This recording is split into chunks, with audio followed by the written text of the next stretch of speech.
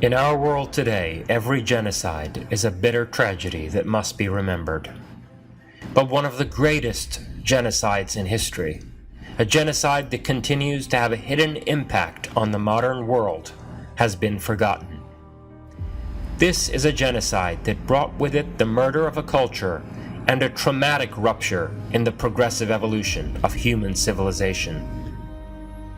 The Arab onslaught on Iran was a genocide in every sense of the word. It resulted in 1,400 years of men being heinously executed, children being enslaved, and women being bound into servitude, forced to endure sexual slavery and subjected to the slave trade. Many died of hunger, and others humiliatingly converted to the religion of the invaders just to survive and gain some measure of security. The historic Persian Empire was destroyed, and centuries of cultural production in ancient Iran were scattered to the winds. In the centuries after this horrifying event, this genocide and cultural destruction was rendered unspeakable by enforced silence and self-censorship.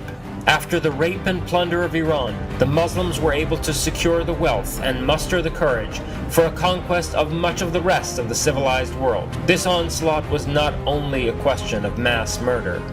Rather, with the burning of libraries and the destruction of historical treasures, it was also a cultural genocide. After all these years of silence, the time has come to tear the veil of forgetfulness and refresh the world's recollection of this historic genocide.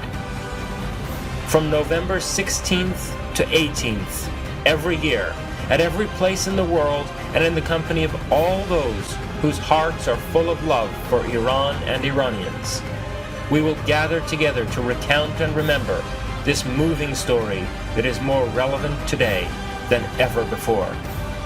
May we return to our true selves.